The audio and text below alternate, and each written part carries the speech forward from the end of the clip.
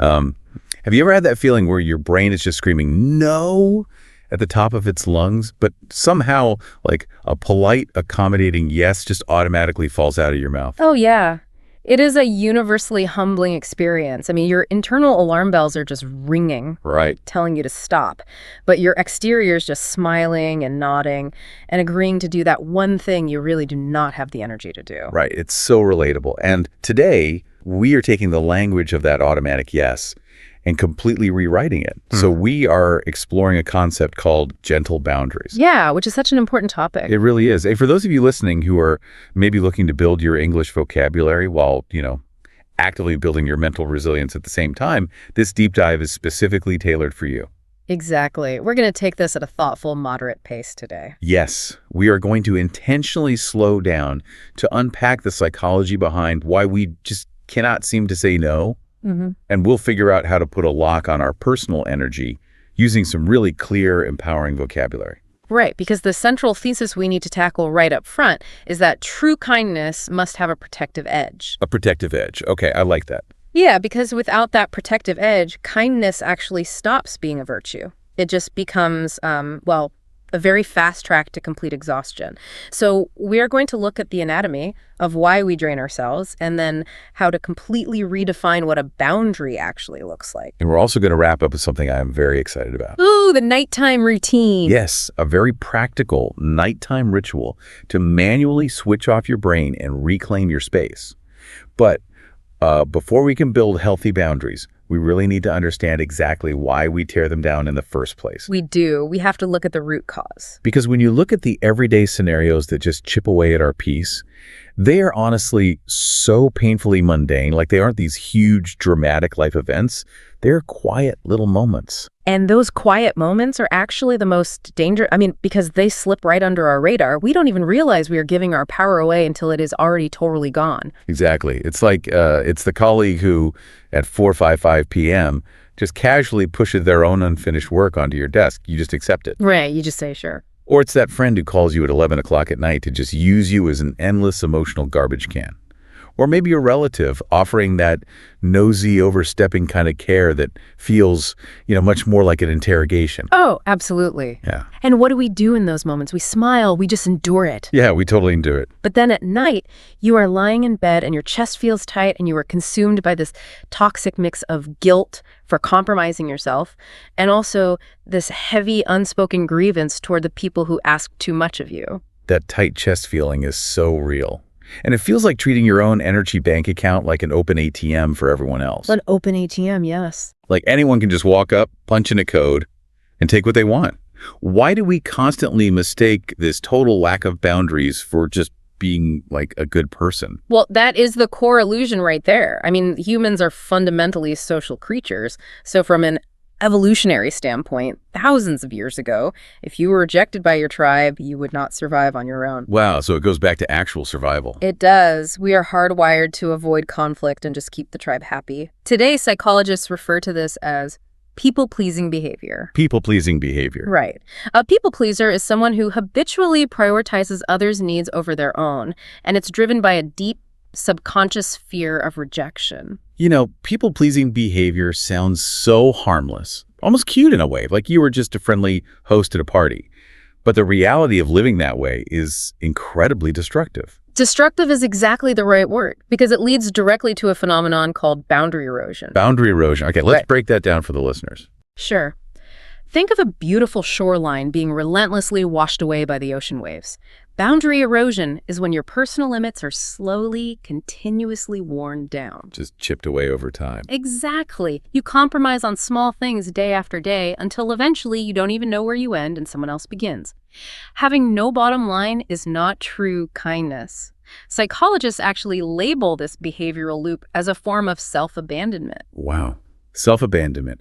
That is a very heavy, sobering term. You are literally leaving yourself behind. You are. You are taking your own fundamental needs for rest or quiet or respect, and you are abandoning them just to pacify someone else. And when you constantly overextend yourself... And by overextend, we mean stretching your time and energy way beyond what you can actually handle, right? Exactly. When you overextend yourself, you drain your limited resources. The inevitable emotional result of overextending yourself is the buildup of a toxic reservoir of resentment. Resentment, that bitter, lingering anger at being treated unfairly. But the tragic irony here is that we are the ones allowing the unfair treatment. We are opening the ATM ourselves. Right. By trying to be the ultimate nice person, by engaging in people-pleasing and self-abandonment, we end up exhausted, angry, and full of resentment toward the very people we were just trying to please. It is a completely losing game for everyone involved, which is exactly why the internal language we use, the actual stories we tell ourselves about our own kindness, must change. So let's bring in some of those empowering English phrases to help break that loop.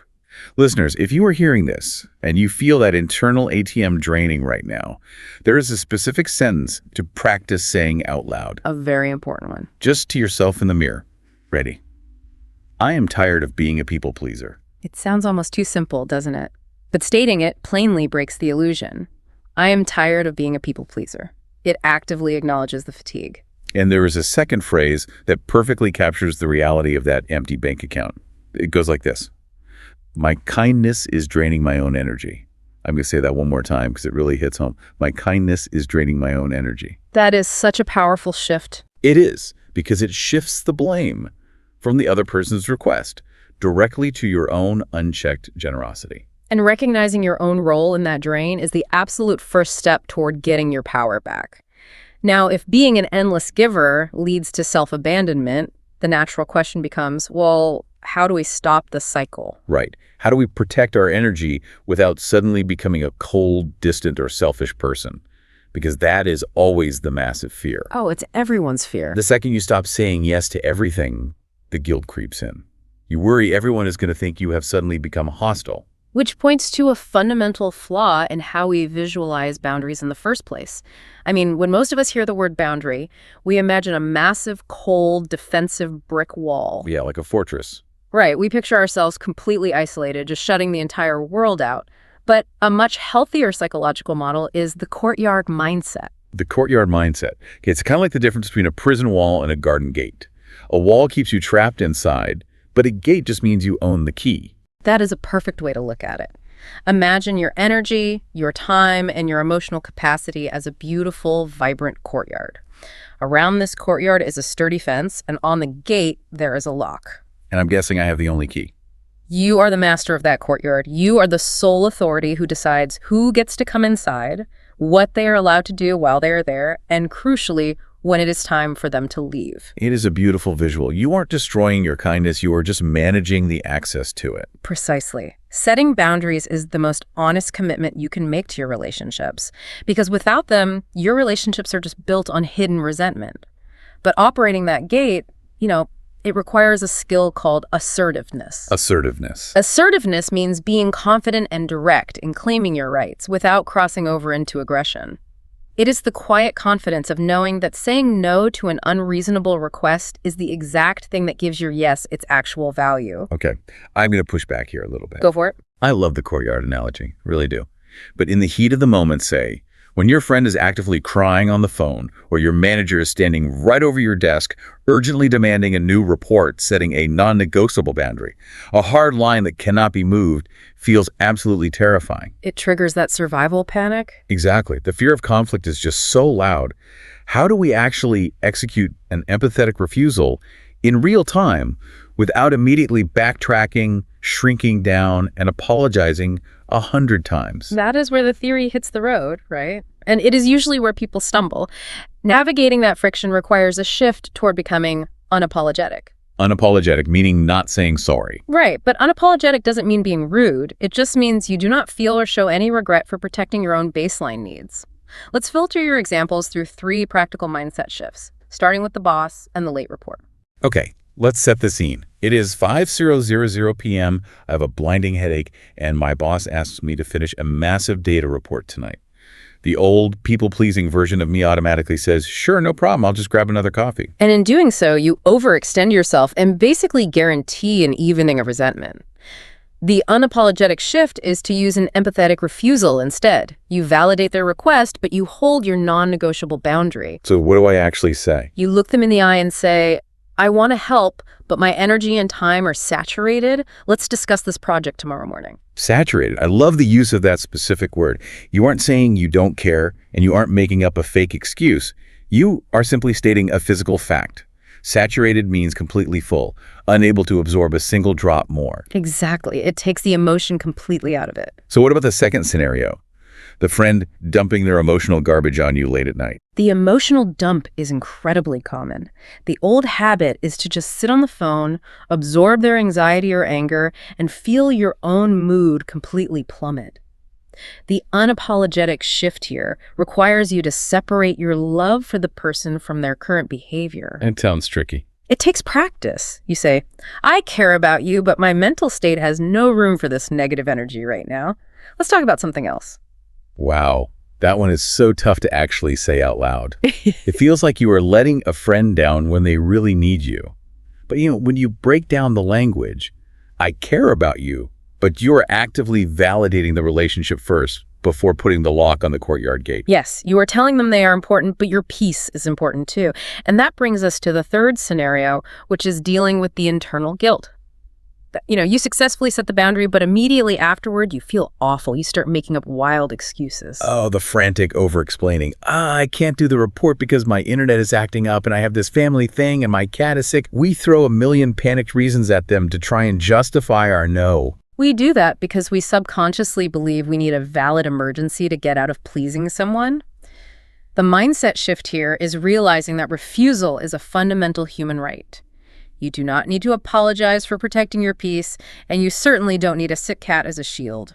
Which brings us to two incredibly potent English phrases to keep in your mental toolkit for these exact moments of friction. Listeners, write these down. The first one is just a masterclass in assertiveness. No is a complete sentence. It really is. No is a complete sentence. You do not need the comma, you do not need the word because, and you definitely do not need the paragraph of excuses that usually follow. Just no. And the second phrase is the ultimate empathetic refusal. Are you ready? I love you, but I need to protect my peace. That is such a solid boundary. I'm going to say it slowly one more time. I love you, but I need to protect my peace. Yeah.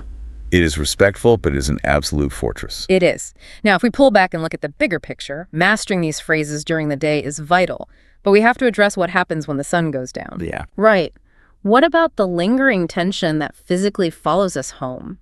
How do we actually power down the nervous system and detach at night? That is the invisible struggle, isn't it?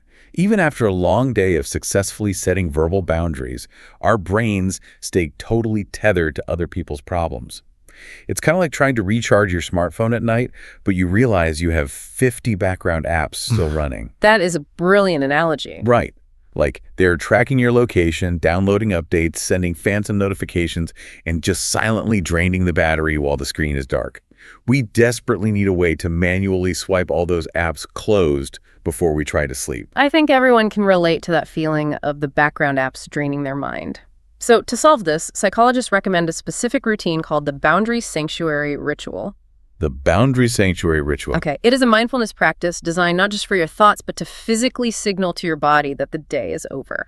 A sanctuary. A totally safe, protected place where nothing can harm you. Let's walk through this ritual for the audience.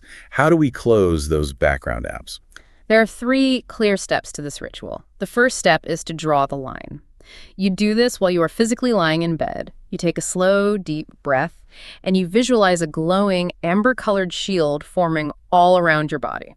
Okay, but why the visual of the shield? Why not just tell yourself to stop thinking? Because just telling yourself to stop thinking rarely works. I mean, try not to think of a pink elephant, right? No, impossible. By actively visualizing a physical barrier, you are speaking the language of your amygdala, the brain's threat center. You are giving your brain a concrete signal that the threat of the day's demands is actually over. You tell yourself out loud, inside this circle is my sacred ground. It forces your nervous system to start shifting from a stressed sympathetic state into a calm parasympathetic state. Inside this circle is my sacred ground. It's an active declaration of safety. I love that. So what happens in step 2? Step 2 is to return the luggage. That sounds heavily related to emotional baggage. It is the exact definition of it. Think of all the heavy boundary crossing requests, the passive-aggressive emails, the stress you absorbed from your coworkers. In your mind's eye, gather all of those chaotic elements and pack them into a heavy imaginary suitcase. Okay, I have everything packed up. Now visualize yourself handing that heavy suitcase right back to the people who gave it to you. Yeah. And as you hand it over, you tell your brain, that is their responsibility, not mine. I want you to consciously feel the physical weight leave your shoulders as you say it. That is their responsibility, not mine. Yeah. Wow. The relief of just hearing that is immense. You are quite literally unoverextending yourself. Which brings us to the final step of the night. Step 3 is to close the gate. You relax your jaw, you place your hands gently on your stomach, and you imagine pulling down a massive, heavy iron gate over your mental courtyard. You tell yourself that you do not need to solve anyone's problems tonight. You do not need to save anyone. You are safe and you are allowed to rest. The heavy iron gate. That is a deeply visceral image. It is the ultimate lock to keep the world out so you can finally recharge.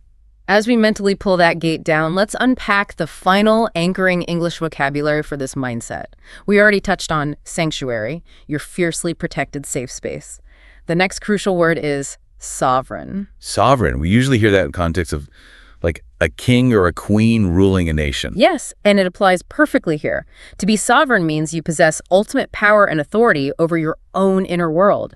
You are the undisputed ruler of your own mind and energy.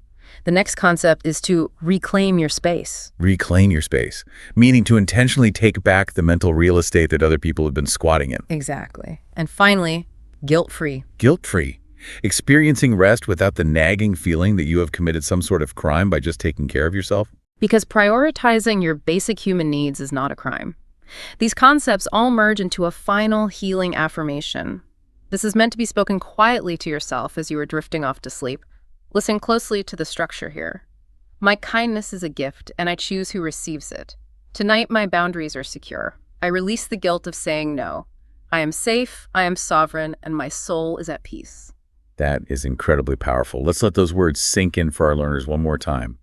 My kindness is a gift, and I choose who receives it. Tonight, my boundaries are secure. I release the guilt of saying no. I am safe, I am sovereign, and my soul is at peace. It transforms bedtime from a zone of anxiety into a fortress of restoration. It really does. Yeah. So let's retrace the path we have walked today. We started by confronting the exhausting reality of being a people pleaser. We looked at how our evolutionary fear of rejection tricks us into boundary erosion and total self-abandonment. Right. We examined the harsh truth that giving away your energy to avoid conflict doesn't actually create peace. It just builds a deep reservoir of resentment inside your own body. Then, we completely flipped the script on how to visualize our limits. We stopped looking at boundaries as isolating prison walls and started seeing them as a beautiful courtyard with a gate and a lock. We learned how to practice assertiveness through the unapologetic art of the empathetic refusal. Realizing that no is indeed a complete sentence, and that telling someone, I love you, but my energy is saturated, is actually the most respectful thing you can do for a relationship. And finally, we closed out the day with the Boundary Sanctuary ritual.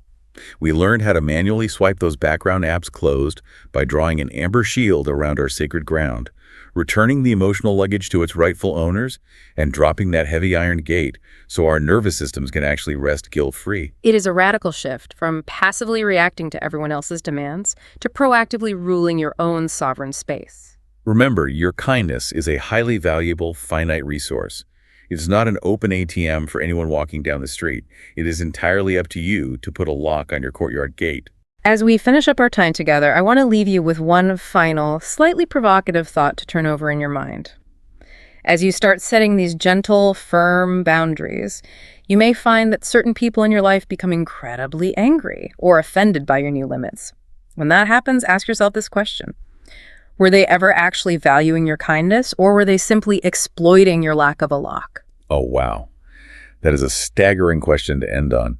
Were they valuing the kindness or exploiting the lack of a lock? The next time your brain screams no, remember that you have the vocabulary, the courtyard, and the sovereign right to let your mouth say no to. Thank you so much for joining us on this deep dive. Guard your peace, lock your gates, and sleep well tonight.